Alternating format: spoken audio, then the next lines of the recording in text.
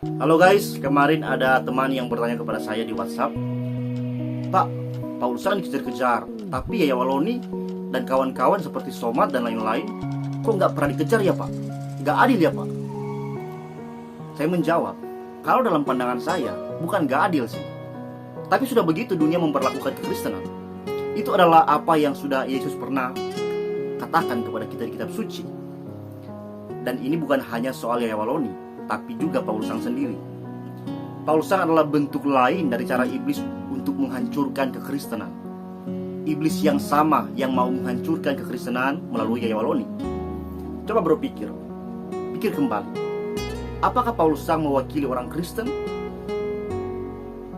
Kalau Yaya Waloni dan kawan-kawan mempermalukan Kristen dengan cara menghina Kristen, dengan mengolok-olok Kristen, Paulus mempermalukan Kristen dengan cara mengolok-olok agama lain atas dendam pribadinya terhadap agama lain.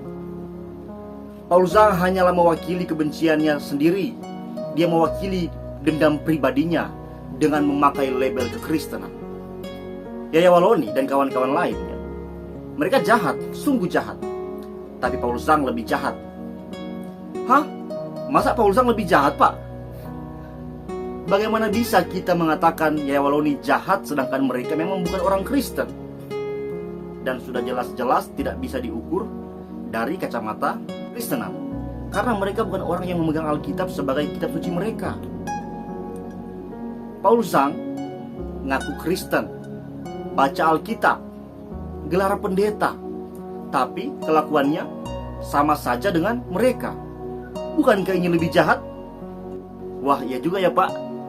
Sudah tahu kebenaran tapi malah ngawur, disengaja pula. Makanya saya mau bilang teman-teman, berapologetika itu adalah memberi counter atas serangan dengan dasar kebenaran, bukan dengan dasar dendam pribadi. Kita diajar oleh Yesus untuk mengampuni. Terus dia balas begini, tapi yang tanggepin banyak Pak, banyak sekali Pak, sampai viral banget. Dia live setiap hari, dia gas terus Pak, si Paul ini Pak. Ya iya, begitulah cara iblis, sangat manipulatif. Ujung-ujungnya, apakah Kristus dimuliakan dari kasusnya? Atau malah semakin mempermalukan nama baik kekristenan, nama baik Yesus Kristus di mata orang-orang yang tidak berpikir panjang di bangsa ini? Saya serasa pengen buat konten dengan judul Yaya Waloni dan Paul bersaudara di dalam iblis. Bersaudara. Mereka nggak sadar mereka berada di bawah pengaruh yang sama. Ya. Yaya Waloni dendam karena pernah nggak naik jabatan sewaktu dia masih dalam agama Kristen. Paul dendam karena pernah dilecehkan atau mungkin pernah dibuat jahat oleh agama lain. Dan mereka itu menjadi penghina seperti itu karena akarnya sama, yaitu dendam. Adakah ini ajaran Kristus? Para rasul dan orang-orang Kristen sudah dari dulu dibuat menderita sama dunia ini. Yesus sudah pernah mengatakannya. Ya, jadi teman-teman, makanya jangan terkesima dengan Paulus itu. Seterlihat bagaimanapun patriotnya bagi orang Kristen di bangsa ini, dia sama sekali tidak menunjukkan sosok Kristus. Malah enak-enak dia lari, menghindar dari jerat hukum. Tapi dibalik semua ini, nyata kedaulatan Tuhan. Tuhan mengintervensi rencana iblis yang ingin menghancurkan kekristenan di bangsa ini lewat kasus Paulus ini. Beberapa penista agama lain mulai ketakutan, bahkan sudah dilaporkan ya. Dan Tuhan sedang memimpin bangsa ini untuk menuju kepada kehidupan yang lebih dewasa.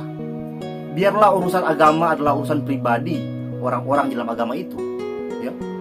Toh di dalam agama kita masing-masing kan masih banyak salahnya juga, ya kan?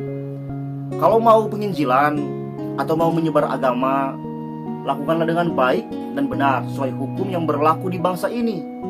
Ya, kita hidup di bangsa ini, besar di bangsa ini, bertumbuh di bangsa ini. Mari hormati bangsa ini.